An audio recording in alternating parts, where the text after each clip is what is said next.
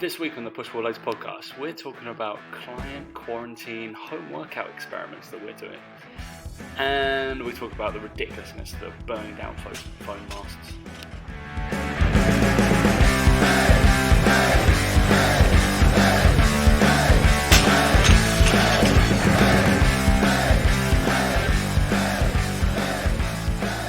Alright, 3, 2, 1. The woman is obsessed with me, Dan. Hey guys, welcome to the Push Pull Legs podcast with myself, Dan Meek. And me, Tom Hall. What's going on? Carol fucking Baskin. The same beach for the last 3 weeks. I love the amount of meme accounts there are now about Joe Exotic. I just love it. There's filters about the guy. There's like hats now, right? I got a birthday card. The company I got a birthday card from, I don't know how I got hit by a sponsor of them or something like that. And they've already started making birthday cards with his thing on. That's how quick these people are. So that was it. I had a birthday card on mine. And it was about being in and have a great isolated birthday or something like that. And I was like, that's pretty quick from companies to jump on that. And then I saw one the other day and I was just like, Joe Exotic all over it. I thought it was brilliant. Just brilliant. Now my mum has got a birthday this month. Do you reckon I can send her one of those? Do you think she'll have a clue? Oh my god, she would be so confused. Please. A 68-year-old lady going, "What is this? I have no idea what's going on." That'd be brilliant. Wow. Just for the banter. And then she'd watch it and then she'd be like, "What the hell?" She'd be like, "This is disgusting." Hence, behind the curtain, we're a big animal family. Big animal family, not like big cats and stuff, but horses, dogs, and cats and chickens and stuff. I don't really have a problem with it, to be honest. I get it. It's obviously not ideal, but at the same time, they're also being poached out in the wild. So it's like, well, yeah. I just think they should only be in captivity if they kind of have to be there. I think they should try to release them, and they can be there for like educational purposes. I kind of get, which is what obviously zoos are for. If the zoologists deem them not acceptable, not able to cope in the wild, then they should be in the zoo. That's what I think.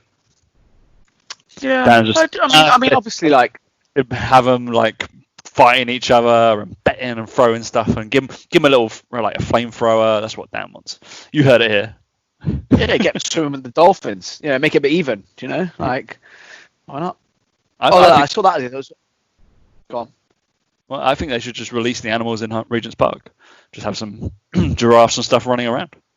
Well, I reckon if they released the tigers and the lions into Regent's Park, at least people would stay in their fucking house. Maybe that was what keep them in their houses, wouldn't it? Not the government telling them to do it. But I realised that we got a lot of listeners outside of London, but the people inside of London, it's a fucking issue here. But a lot of people like staying outside, and I've never seen so many people in Regent's Park. We go there quite often, and a lot of people that I guess that they don't normally exercise, but since they've been told they're allowed to exercise, they go onto it.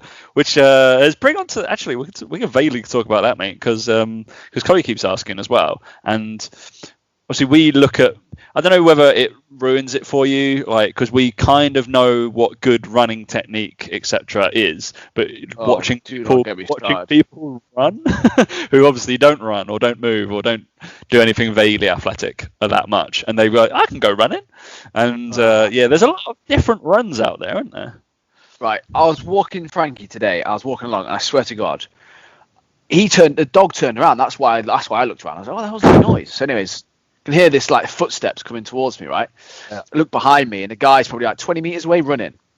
And I was like, he's enjoying himself. He's having a little jog, whatever. I carried on walking. And I swear to God, I was like, hang on a minute. I was like, you should have come past me by now. I turned around, and I swear to God, I was walking. Swear to God, he was now 15 meters away from me. And I was like, how? And I turned around and had a proper good look, and almost like stopped with Frankie so that he could run past me and have a look. And I swear to God, the amount of energy this man was wasting on sound energy was unbelievable. Like, just plodding. And it was almost like he was trying to put more force into the floor than he was to push off it. And, like, the slowest run you've ever seen in your life, but possibly the loudest. just constantly like hammering the floor, like all the way He's around. trying to get that purposeful contact with the floor, mate. He's trying to absorb the absorption of that's a word into your tendon. Yeah. That's exactly what he's trying. He's seen some of my videos, 100%. Yeah, most runners are trying to be fleet-footed, light on their feet, whatever. Oh my god, this guy! I was just astounded. But yeah, you're right. The amount of sights you see of people like running, and again, it's not having a go. It's like if not been taught, but everyone assumes like you can just run, and everyone assumes it's I can run. That's no problem. Yeah. I just want to I want to put one thing out there for the general pop, and it will just change a lot of things. So there's cadences as well. So, well, I don't know. We could talk a few things about. Everyone's turned off now. Everyone's turned off. Now. Tom's getting all mechanical. If you want to start running, okay, for like 5 to 10 minutes, go off running, and then put a beats per minute or a metronome in your ears when you're doing it, or pick a playlist which is something like 160 to 70 beats per minute, and try and run at that cadence. Every foot stroke is a beat per minute, because you'll suddenly realize how quickly your feet are meant to be coming through when you're trying to run really far. So gold standard is about between 170 and 180 beats per minute is how many foot contacts you're meant to have per minute. And people are so slow, but it will just change. So if you want to be really nerdy on it, there's something called vertical oscillation, Dan. Do you know what that is? No, brilliant. Okay, so that do you want me to explain or not? I mean, I'm on my FYI. I am on my second tequila. Oh yeah. Are those metal ice cubes you've got in there? You're so London. It's one of those reusable ice cubes, aren't you? They're meant to be for whiskey, aren't they? But I don't like whiskey. Ooh. But we're on the tequila, lime, and tonic. Oh. God, nothing worse. In the podcast.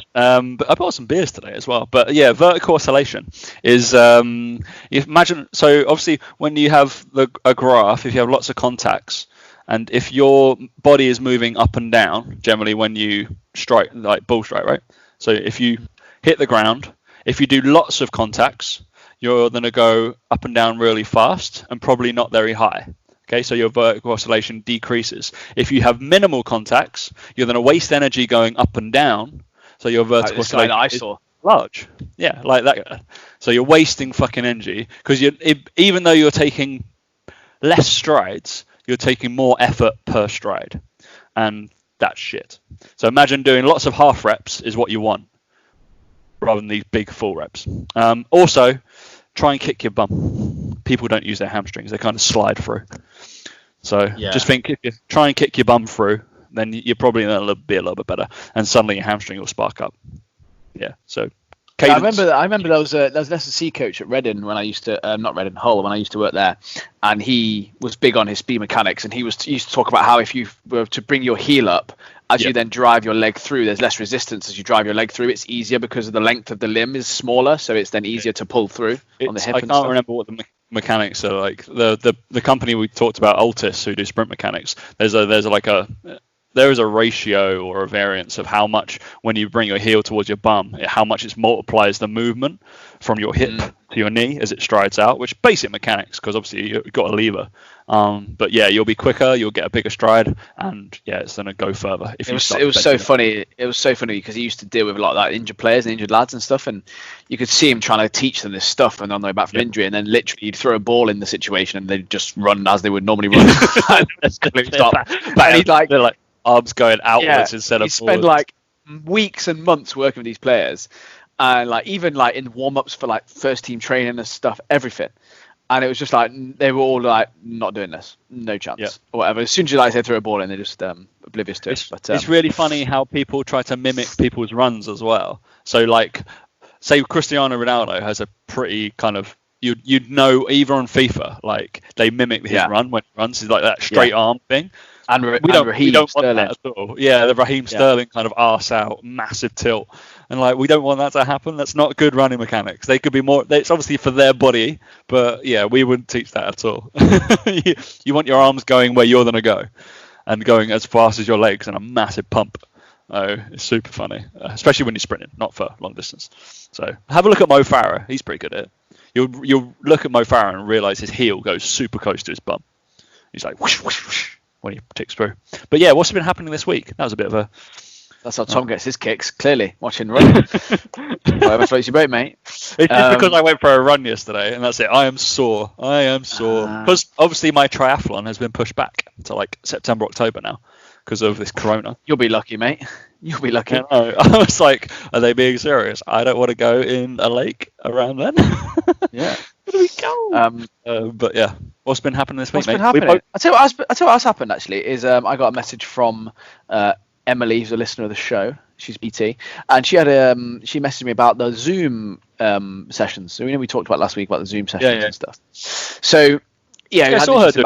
I had interest back and forth, and I think obviously her feedback was actually some of her clients have actually enjoyed it, like, and actually asked for it. And obviously we talked about last week about the accountability aspect, didn't we? We were sort of saying, obviously, like turning up for a session is the thing that majority of people need. And but she was saying how, like, I think actually even after this is all done, that they might still want to do it that way. And she was a bit like, oh, like I didn't expect that. Do you know what I mean? But I think I do think we are going to see the future of PT and change somewhat in over. It's not going to like instantly go back to how it was. I think people will keep up that element of flexibility and how they want to potentially do it. And people I think are going to train at home a little bit more. That people aren't just going to go back into the gyms. Like as soon as they say, oh, everyone's allowed back out again, people are going to be wary still of catching stuff. Like it's not like it's just gone away. And I think it's just interesting to see this this shift. And I had another question from someone else who asked me, and they sort of said, "Oh, do you think like this is going to carry on? Like all the people that've got the home gym stuff, are they going to carry on working out at home? What's the deal?" And I was like, "Yeah, you'll see people who still use it, and they'll transition." But I was like, in a year's time, I'd be very surprised if they still are. Then I think there'll be a slow transition, but eventually, like I've had dumbbells at home ever since, I think for 4 or 5 years, I've never once used them at home. And even still now, I've only used them twice over the last 3 weeks. I just can't be bothered. So I think some people who are that motivated to use the stuff at home are also going to be really excited to go back to the gym, I think. And yes, they'll have it there as an option, but actually there'll be I said about a year's transition, but I think in a year's time, you're going to see that everyone will be back to the bricks and mortar places. Everyone will be doing the classes in person, not online and stuff, because for the majority of things, I think, anyway, things like your Barry's boot camp, stuff like that, things that can't be replicated at home. I think stuff like yoga and Pilates maybe would stay as it is, but I think certainly the more, let's use the word, functional classes that use weights and stuff, like you can't replicate them at home as well. Plus there's the accountability aspect of actually going somewhere with your mates and at classes and stuff. Like we know from some of our clients, it's quite a big thing. But it's interesting because I think some people have obviously invested in a lot of kit, spent a lot of money, and I think they might think over the next 12 months, actually, I'm going to make the use of this for a bit. But I think the novelty thing will wear off, and they'll soon be back in the gyms. But interesting nonetheless when she was saying that if people actually ask for it or whatever, and I think it's weirdos. Yeah, like it's just. But I think as well, it's that whole thing, isn't it? I think we just have different clientele. Yeah, I think if you were to speak to Emily, she's got a very different clientele to what we have, and that sort of clientele would benefit probably more from, like I said, the accountability than they would from maybe, I suppose, someone being really on top of their technique and really looking at all the angles of everything.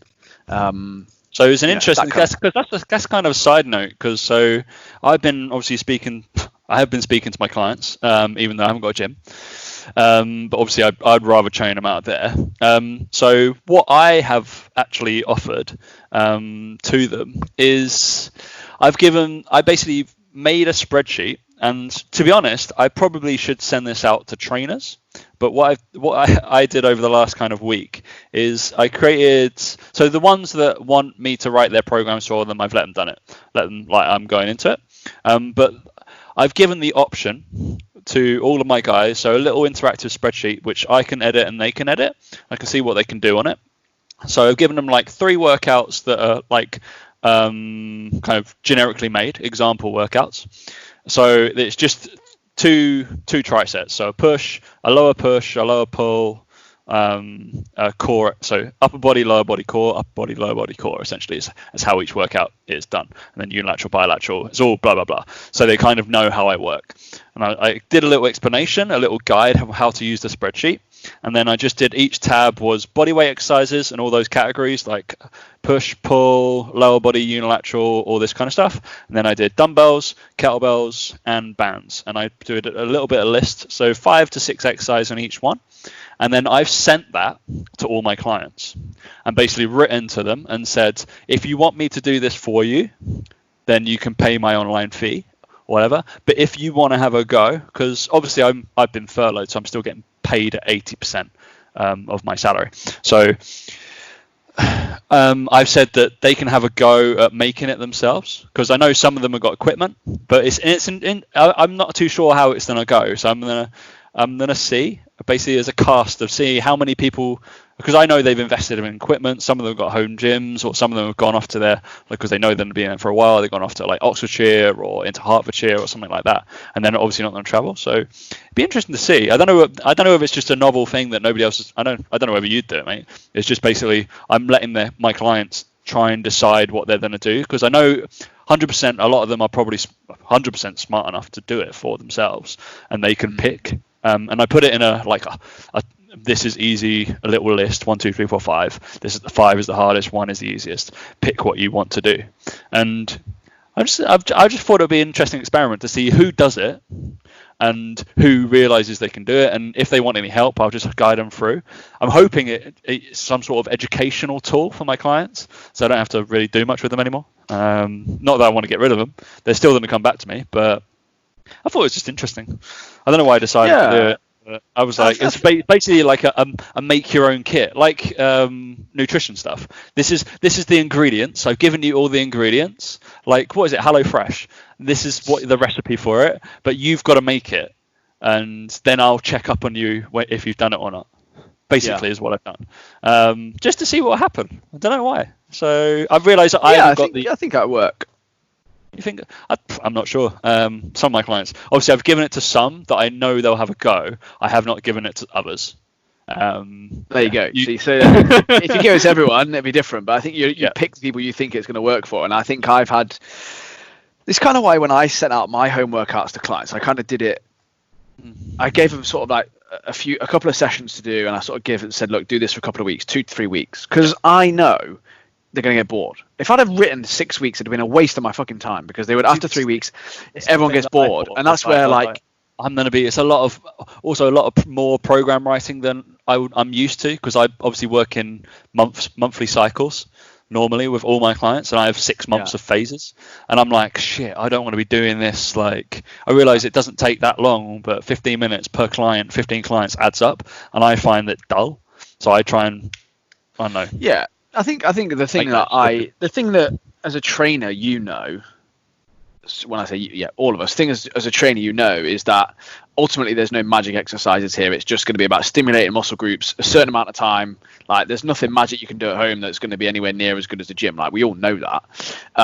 But it's more about keeping it fresh and keeping it different. And that's where I think, again, your value as a coach comes in over this time. Is this isn't about me going, oh yeah, the next 2 weeks we're going to up the ante and we're going to be able to progressively overload now. And it's like, no, it's just, I'm going to make them feel like, well, you've got a different program now. This is something different. It's going to stimulate. It might give them a little bit more DOMs because it's a slightly different exercise potentially, or whatever. But also, I thought the other reason I did it from just a personal point of view was that in that initial thing, I was like, oh shit, right, what would I do if I was at home with no equipment? Right, this is what we've got. And then now people have started saying to me, oh Dan, I've got this kit now, I've got this band, I bought this kettlebell, I bought this, and I'm like, okay, so now I'm gonna have to redo everyone's. So it was like that whole thing of like, there's no point me writing 6 of home stuff if I don't know, not only don't know what people have got initially, because then I asked them what they had, but it was like people were going to add to it down the line. Obviously, people are going to do that.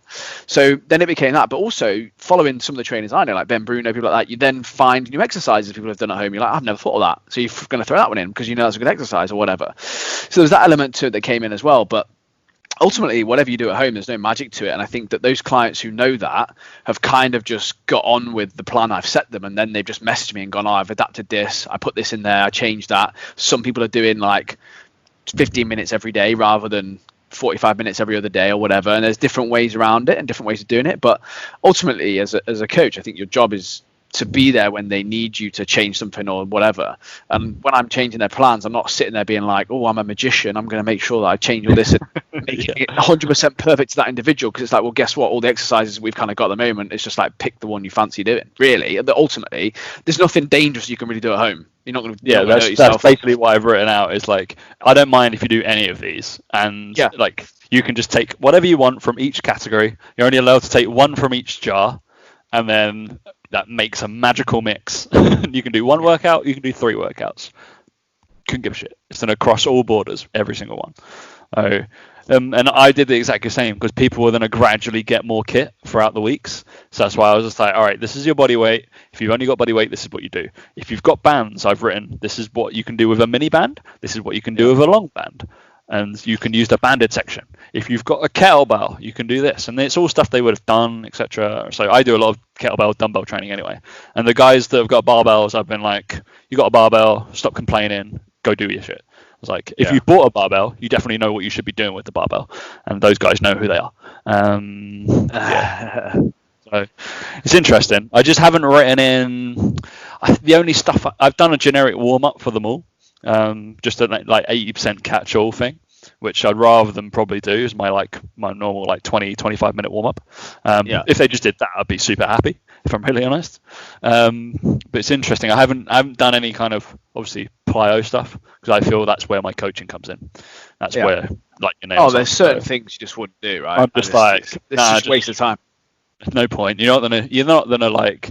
I can't get the G flights out and be like, you're losing speed here, so we're not doing that. Or I don't think you're strong today, or all this kind of stuff. Yeah. All the stuff realise that that's your value as a coach if you're able to use little shit, which is why people will come back. I've actually also put in a lot less core work than I would do normally, which sounds a bit odd because everyone's like, oh, you can do loads of core stuff at home. I'm like, yeah, you can if you do it properly. I was like, shit, there's so much I could write on the list. And then I was like, yeah, but I don't think people are going to do it correctly. I'd rather them do like little valve slides and stuff. Yeah, I was looking at it and I genuinely was there like, other than like pal-off presses with a band and some dead bugs, and I was like, and even dead bugs, I was like sending me videos, and I'm like, oh my fucking god, like, because again, it's just bad. But you don't. I think it's because I hate on these people all the time, but the Gymshark fucking athletes, you see them all, and I'm like, yeah, but they're just there in like, lumbers all over the place. I'm like, you said that to me, and then my immediate reaction was like, this girl has never seen hip extension ever. She got massive glutes. Never seen it was just fucking. She looked like a little marshmallow jumping around. Yeah, it's just really odd. I just find it like frustrating that people are going to see someone pushing their like opposite leg and arm around and go, oh yeah, I've done that before. Yeah, I know what that is. I'm like, no, you don't. No. Please try again. Dead bugs is a weird one because that's another one. Like it's in the same category of learning to skip. If you can't skip properly as like an athletic skip, the dead bug is the similar thing because it's that contralateral motion that basically people find really tough. It might take you 3, 4, 5 months to fucking master it, but once you nail it, you know what you're doing. You're like really locked on. It's like that motor neural kind of sensation, but it's really annoying when it's done badly. So it's really obvious as well if you've had a client for a long time and the coach hasn't taken the time to probably coach it properly and break it really, and the arms and legs are moving really quick, and you're like fluttering around. And then one of the big bugbears for me is when the knees come way too far back, and they're just because that's where the kind of the point is where it's nice to rest. There's a point in a dead bug if you go slightly too far, there's no tension on your abs at all, and you're just sitting like your hip flexors are nicely flexed. You're sitting in a seated position basically, but it's awful, not cool. And then the arm. Why is it impossible to stop? Like for some people, it is literally impossible for their legs to stop. Right? They have to be slightly moving. So when one leg goes down, the other one's going to creep back towards them. Yeah. I want that one to stop. Obviously, I hold it there if I'm being a dickhead. Basically, I'm like, stop moving this. Keep hitting my client. Yeah, it's all right. We can do that. Abuse. It's fine. Abuse. Is something happening to the side of you, Dan? You keep skirting to the side. No, do you know what? It's really weird. It sounds really odd, but I've just noticed that we were talking earlier. I was talking to Laura earlier about wanting to put up my new shelving, which you can't see to my right. I've got this new like Gamma box here shelving, and it's basically for the new house. And obviously we're like, well, now it's going to be in that fucking box for 4 or 5 months. And like, actually, can I put it up?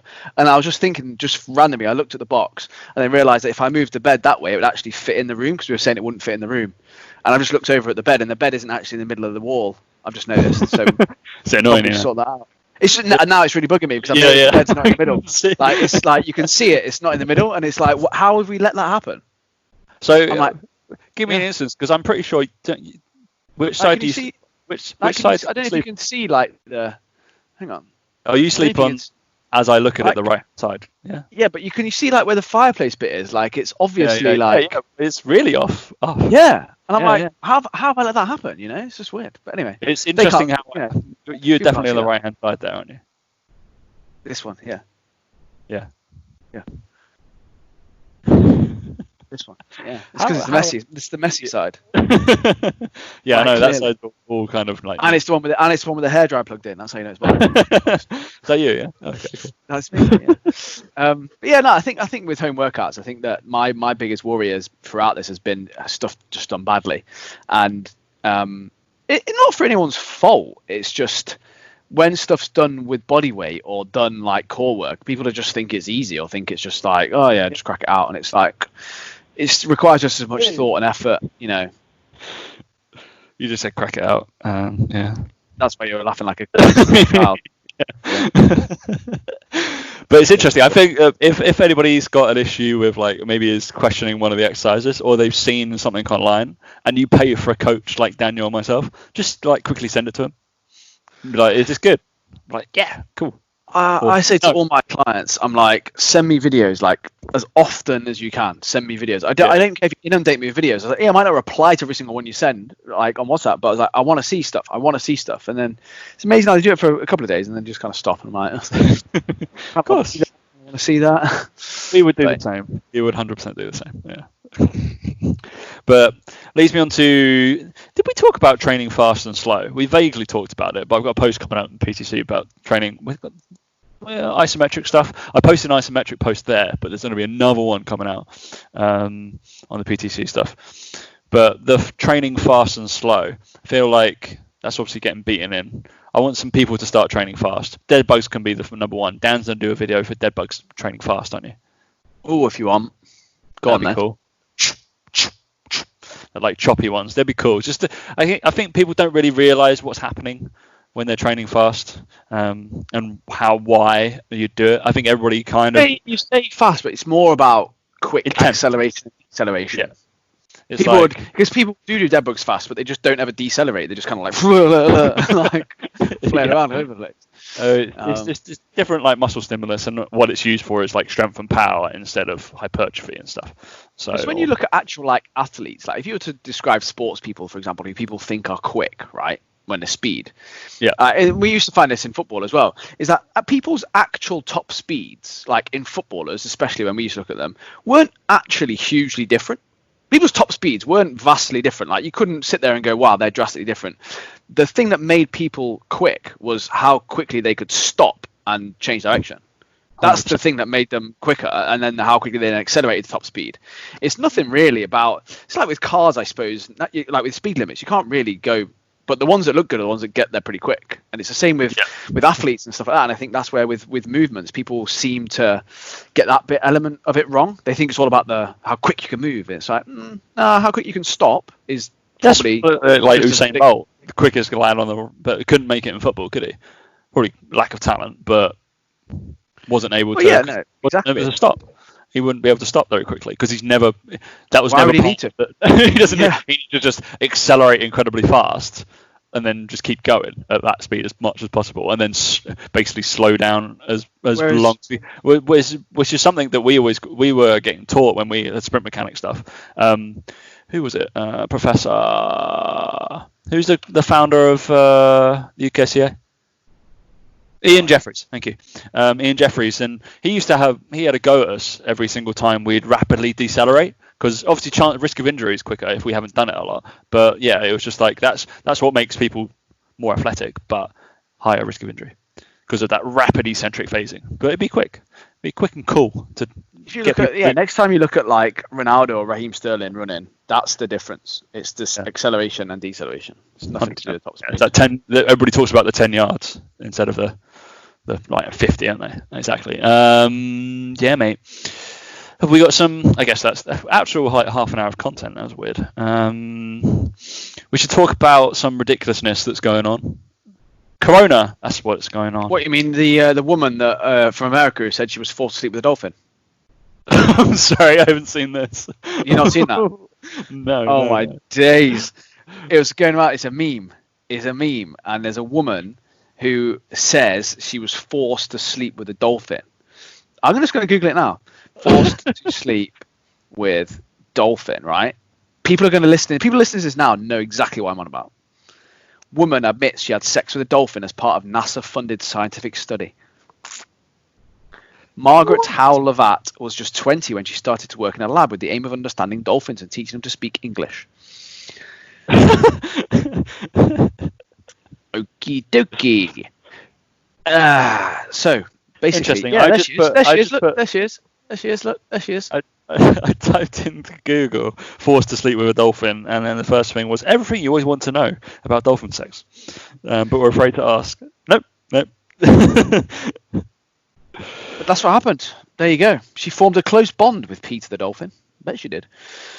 Margaret remembers vividly what she saw the first time she observed the 3 dolphins: Peter, Pamela, and Sissy. Sissy was the biggest. I bet. Gee. Margaret Howell. Whether or not the dolphins could be trained to understand and speak English. So naturally, you would just have sex with them. Wow. Was she forced though? How much forcing can there be in that? Like, it was sexual on his part. It was not sexual on mine. That's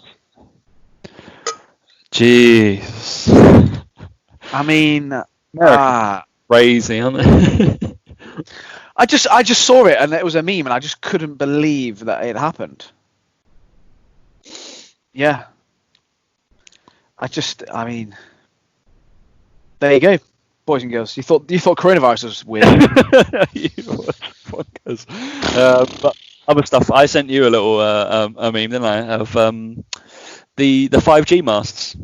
Obviously they're getting burnt down. Oh, for fuck's sake! I mean, obviously, if you're just do us a favour and turn the podcast off. You're not one for us. If you're a believer that the 5G network and that Wuhan was one of the places that is just certain to set up, and that 5G is responsible for coronavirus, then oh my god, it's not. It can't be. I just don't understand it. Like, based on basic science and physiology, it's just obscene. It's just obscene. But it's like I said on my Instagram stories the other day. It just frightens me how dumb some people are. And these people just get to vote the same we get to vote. They get the same voice. They get the same, listen to the same amount. And it's just frightening that these people are allowed to. Everyone's allowed to voice their own opinion, but then likewise, everyone's allowed to be shot down for their opinion because they're fucking idiots. And I just don't understand. The only correlation between 5G and coronavirus is the fact that they're both on planet Earth at the same time. Like, yeah, they were both happening at a vaguely same time. That's it. And the coronavirus has jumped from animals to humans, and they've now decided, no, it's the masts, it's the phone masts that are giving it out and all this sort of shit. And I saw the other day that there are countries that have got the coronavirus who don't even have 5G masts. So how do they explain that? How does that work? Doesn't work, does it? That's because of the cyborg bats, mate. That's why. So then I saw that YouTube have just taken down a video by some conspiracy theorist who claimed that the coronavirus vaccine is going to have tiny microscopic, tracking devices put in it so that they can control humans with it. I mean, it sounds like a great film. Make it a film, mate. I just don't understand how someone mind can work that way. No. Like, it defies the laws of science. The only other one that I heard, which I think is slightly plausible about it, is that they were trying to claim that 5G lowered your immunity.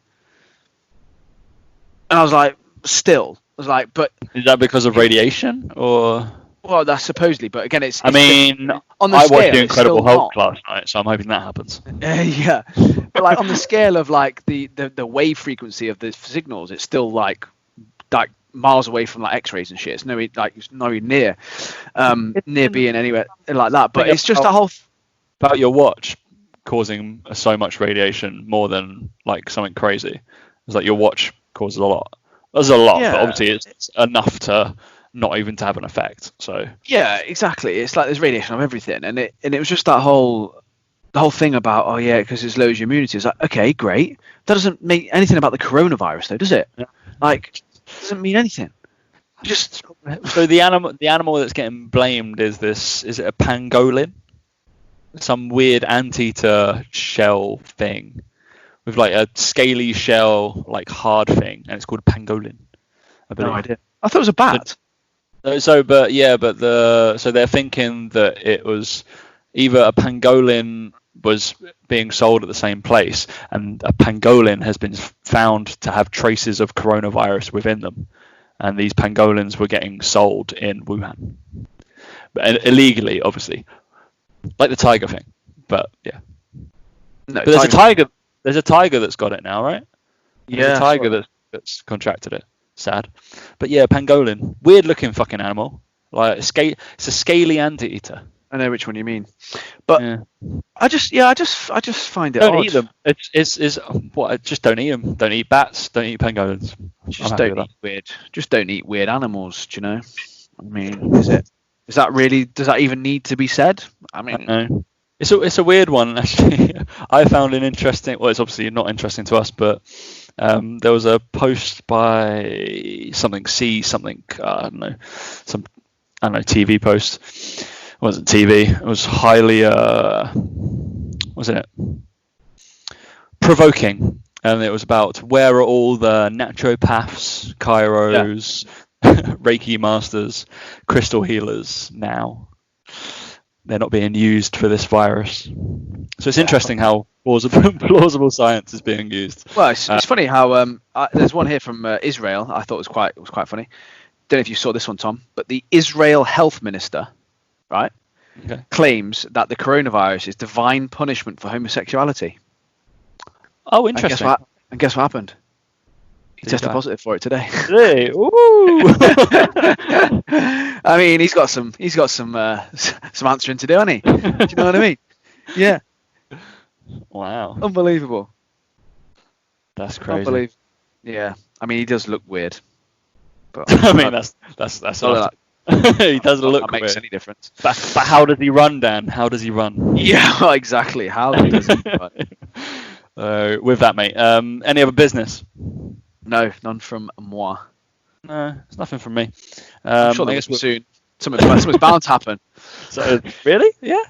Yeah. I guess we have to say, even regardless of what way you vote, I hope that Boris does make a full recovery on this show. Yeah, I'm sure there'll be someone who wishes he was dead because there's fucking pricks out there. So, you know. They're moronic. Yeah, I'm like... The other one I saw the other day was there's people mocking the whole... someone said the other day, we should all clap at 5 p.m. on Friday for all the kids that are stuck at home because they should be out playing and they're stuck inside. I was like, fuck off, mate. What? I was like, we've been clapping every single night. That's who shared it, because this is how I remember it, because I was like, it's so odd. Dean Windass shared it. I was like, what? Dean Windass? Like, calm down, mate. I've got some beer to drink. Why are you following Dean Windass? Well, because I know people from Hull, don't I, from my time there. So someone obviously shared it from him, and then obviously I saw it. But I was just like, come on, mate, we'll be clapping every night for someone. Do you know what I mean? Like, we'll clap for Boris on Saturday. Do you know? Like, no, let's just keep it to the NHS because they're doing the most important work right now. Frightening. I extend it to like the supermarket workers. And that's about it. Yeah, they're doing a good job.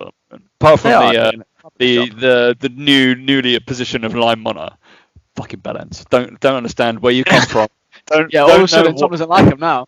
I can't stand line monitors. Oh, Jesus Christ. The people who think they're bouncers, but they're not bouncers because they couldn't, obviously, they're not. and they have no sense of like comedic effect at all. He was like, no, wait there. I was like, all right, do you want me to show your ID? He did not laugh once. He probably had a joke before. I bet he didn't. He was just like, that's the 100th time someone said that, you twat. Yeah. And then obviously we're not allowed to go in the same household now, so you're not allowed to go in at the same time. So we hatched a cunning plan this just about, I don't know, 3 hours ago, where we didn't queue up together. Oh yeah, I mean, just genius, absolutely genius. We had to ignore each other for about. Do you know what? You're the problem. This whole pandemic, you're the problem. People like you are the problem. Spreading this virus, you're the problem. Yeah, it's not achieving anything. Just do what you're told, Tom. Do what you're told. Okay. It's not achieving anything. I could just leave one person between me and Chloe and walk in the shop, and then we can just shop together. Point, Tom. Listen to the little bouncer, okay? But no. What I didn't understand, why is there a 2 meter rule for all of us? Yet he can stand as fucking close as he likes to us, can he? He's there. He's standing right next to us and pointing where we need to stand. That's not 2 meters. I'm sorry, mate. If he listens, I'm going to give him a link to this show tomorrow. I'm sure he will. I'm sure he will listen to it. Annoying with his stupid fluorescent jacket. Jesus. All right, mate. He's a tough job. He's on the pavement. He's on the pavement. He's not going to get run over? Why does he need a fluorescent jacket on? Mate, he's in charge. That's why. I know. He's just a newly acquired power. It's the worst. It's those managers that have just got a little bit too much power, and they've gone, yeah, you're gonna abuse that, aren't you? Brilliant. You know the ones I mean. Yeah, almost like heads of training. Then they get head of training role or like education manager role or something like that. Yeah. Those guys are great. That does remind me. I should say that I'm on the PTC Instagram. I'm doing a live today. This is going out Wednesday today, and then myself and Dan will do one next week on there because to mix it up, right? Exciting because we should mix it up, haven't we? We're a little bit different to the people that are normally on these things. So, and that's why I'm there. That's why we're there, Dan. Wow. To moan, essentially, I think. Scraping the bottom of the barrel there, aren't they? they were like, who can we get and not pay? That's right. I'll turn up for that. Anyway, no visitors from me, and I guess we'll try and catch. We only did one show this week, so we need to crack on because it was your birthday. It was your birthday. How was your birthday? Yeah. I'm old, mate. That's why my birthday was. Yeah, no, I thought I wouldn't pester you to do another one. No one. Do you know what? No one turned up at my party. No one bothered coming around. Yeah, mate, it was ridiculous, you know. But then that's the same as every other year, so I don't know. I didn't expect anything different. Never mind, eh? Yeah, that's right. You got Easter this weekend, though, isn't it? So that's all good. So enjoy the bank holiday. I need to buy some cream eggs. I haven't had a cream egg yet. Have you not? I feel like I need a cream egg. Do you want to know how many I've eaten? No. You saw that my sister sent me 40. I can't imagine you got many left. No. I've been going a steady 2 to 3 a day habit. Yeah. I know I've still got some left, but yeah, I have given some away, and Chloe has had like one. But she doesn't like them though. She thinks they're too sweet, unbearable. Oh my gosh, shut up! Right, that's it. I can't handle it anymore. All right, we'll catch you in the middle of the week. See you later, guys. Yeah.